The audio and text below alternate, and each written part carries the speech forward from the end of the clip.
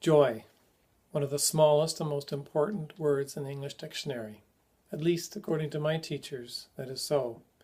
You might ask yourself, when did the joy and the dancing go out of your life? When did the music stop for you? You see kids all around the world. Doesn't matter the culture or the tradition, doesn't matter which part of the world that they're from.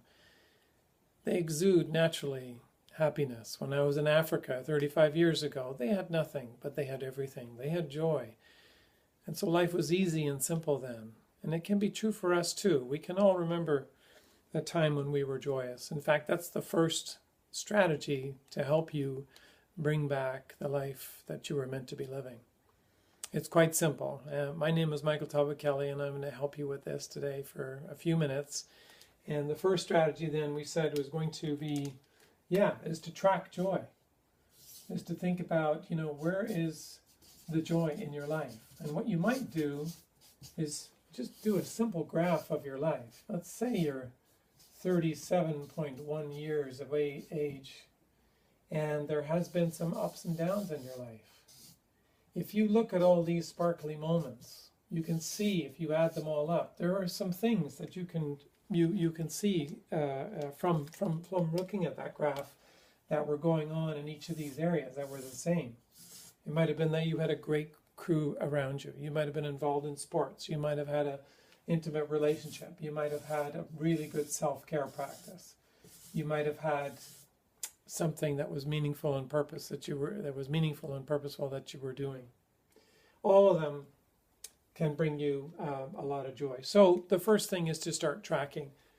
Where was the joy in your life? Where has it been? You don't need to reinvent the wheel.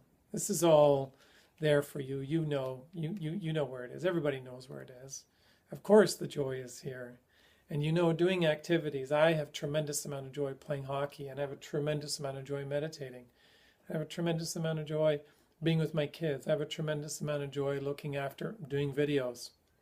So there you go. You can follow that. That's an easy thing to do. The second thing you can do is to create a vision board or a collage of where the joy is in your life. And the joy usually can be, if joy was at the center, and the way I was taught is that there's three areas of your life. There's relationships, all relationships. There's your work area, or if you're like myself, you're doing what you love to do, you have meaning and prosperity. And then, of course, at the bottom is self-care. And self-care consists of body, mind, and soul. Think body, things that you love to do, yoga, playing squash, going for walks in nature. Mind, things that turn you on, the history of music, the challenges in the Crimean War, the latest quantum physics theory. Soul is music, things that bring you joy, music, art, meditation, being engaged in something larger than yourself, a noble project. So if you made a vision of all those, if you created a collage or a vision board for that and really had joy at the center of it, what would the relationships look like? What would the work look like? What would self-care look like in all those areas? And that's the second thing you can do, is quite simple, is to create that and then ask the way to the spring.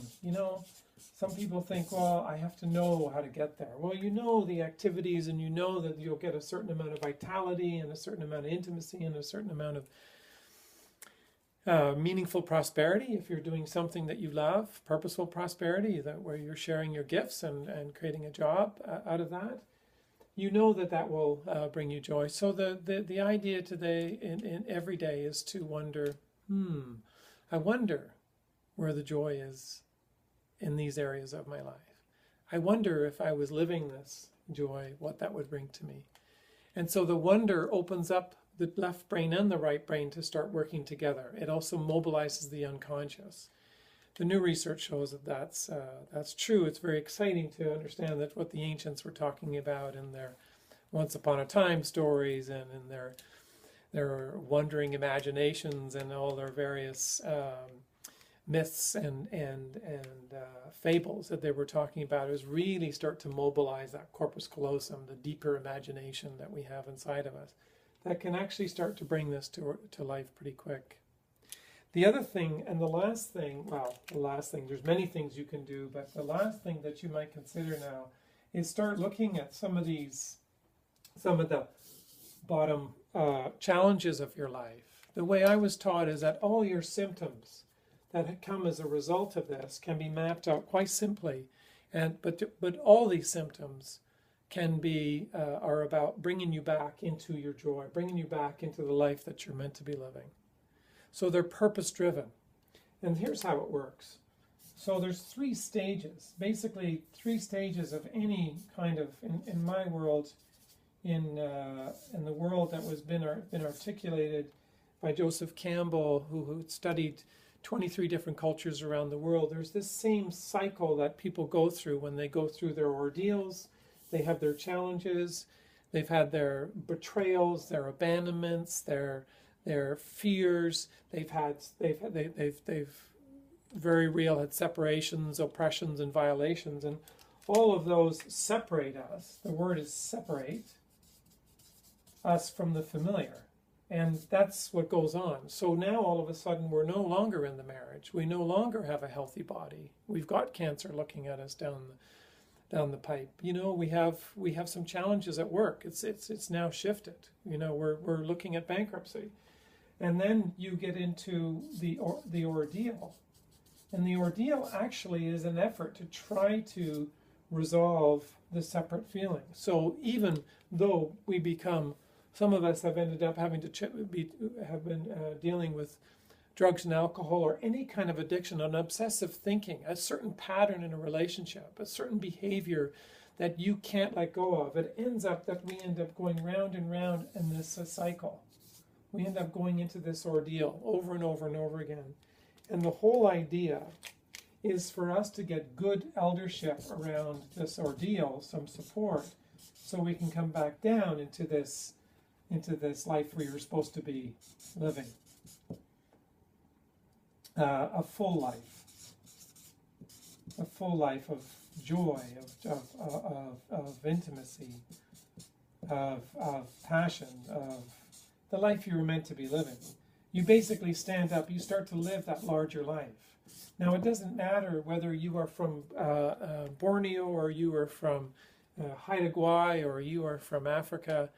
This is true all around the world. We get into these struggles. This is the work that we do at Meaningful Life Design. Help people get the proper eldership that they can now come down the other side of that ordeal and come home into a place of peace, of joy, of ease. They're now relaxed into who they really are. It's very authentic. It's very genuine. It's very loving. And people, and then of course more joy bubbles up, more of the heart shows up, and people love to be with you. When that love comes to the surface, people love to be, they're like attracted to you. But when you're in the ordeal, not so much. Not so much. It's a bit of an addiction. It's a bit of a compulsion. It goes round and round and round. We find ourselves in same old, as Einstein said, or Churchill said, just one damn thing after another. And that's what a life looks like until we're 65. Yeah, not so much. So the idea is to come out of this ordeal and come down into this full life. If this makes any sense to you, please, you can easily track joy in your life. A simple graph. You can easily do a vision for these 3 areas: your relationships, your career, the mind, body, and soul. Those are areas that each of us have in our life that can be articulated and focused on. And the last part is to get out of the pattern, the symptoms. The symptoms are purpose-driven to bring you into the life that you were supposed to be living. You were supposed to leave home on some level. You were supposed to go through these ordeals. It wasn't pretty. It wasn't fun. But it is, in the end, with proper counsel, proper eldership, it does bring you down into the land of what you were, of the world that you were supposed to be living in.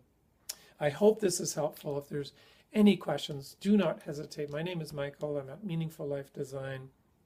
My number is 604-317-1613, or call me or email me, Michael at Meaningful Life Design. Glad you could join me. I hope this has been useful. Bye for now.